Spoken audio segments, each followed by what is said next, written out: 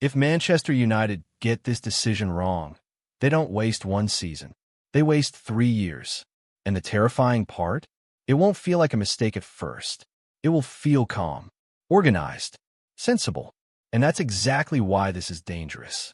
Because right now the question isn't whether Michael Carrick has improved the team. He has.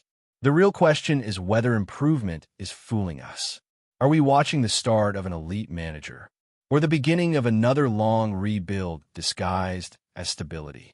Let's strip emotion out of this. Under Carrick, the structure is clearer. The midfield distances are tighter. The build-up is calmer. The fullbacks aren't charging forward recklessly at the same time. That's coaching. That's intentional. The pressing looks selective instead of desperate. The transitions look controlled instead of chaotic. The team looks like it understands its spacing again. And after what this club has gone through, that feels refreshing. But here's the problem. Refreshing is not the same as title winning. Looking better than dysfunction doesn't automatically mean you're elite. And Manchester United is not a development playground. It's a pressure amplifier. Now here's where it gets uncomfortable. Carrick's philosophy is based on control, calculated progression, midfield balance, structured build-up. That works in theory. But Old Trafford is not a theory environment. It's emotional, volatile, ruthless. Control on a tactics board is one thing. Control when you're 1-0 down at home and the crowd is restless, that's different. And we haven't seen that test yet. Right now, belief is easy because momentum is positive. But momentum lies. The real evaluation of Manchester United manager doesn't happen during calm stretches. It happens during collapse, when injuries pile up, when one loss becomes two, when the media starts circling, when former players begin questioning authority. That's when presence matters. And here's the question nobody wants to ask out loud. Does Carrick command fear? Not respect. Fear. Elite managers don't just organize teams. They dominate rooms. When they speak, there's weight. When they walk in, there's authority. Carrick was intelligent as a player. Composed. Quietly influential. But at this level, quiet can sometimes look like passive. And passive gets exposed quickly at Manchester United. Now let's go deeper tactically.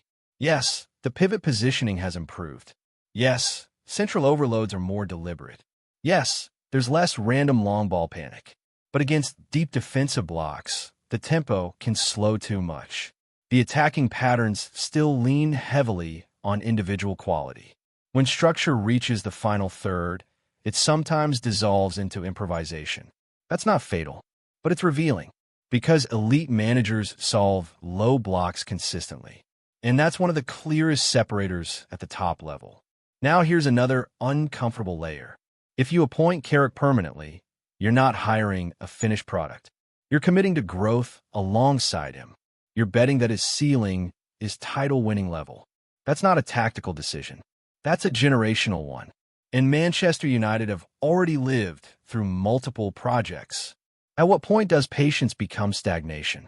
Some fans will say he understands the club's DNA. But what is the current DNA?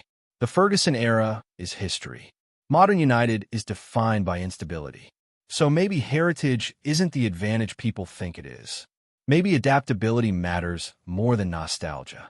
And here's something subtle but critical. Interim status protects you. Permanent status exposes you. Right now, mistakes are forgiven because expectations are moderated. The second that title becomes official, the margin disappears. Every substitution is scrutinized. Every press conference becomes narrative fuel. Every 3-game dip becomes a crisis. Does Carrick have the psychological edge for that storm? Because Manchester United isn't just football. It's noise. Relentless noise. Now, let's flip the argument. What if the calm is exactly what this squad needs? What if clarity over charisma is the solution? What if authority doesn't need to be loud? There's a world where this works. A world where midfield control becomes identity. Where balance becomes dominance. Where stability becomes strength. But here's the dividing line. Is Carrick's ceiling high enough for titles? Not top 4. Titles. Because appointing him permanently sends a message. It says, this is the man to lead us back to the summit. That's not continuity. That's belief at the highest level. And belief requires evidence. So let me ask you something deeper. If Carrick finishes the season strong, is that proof? Or is that momentum masking unanswered questions? Because the most dangerous decision in football isn't a bold one. It's a comfortable one. And right now, comfort is tempting. But Manchester United cannot afford comfort. They need certainty. And there's one tactical pattern under Carrick that could decide everything.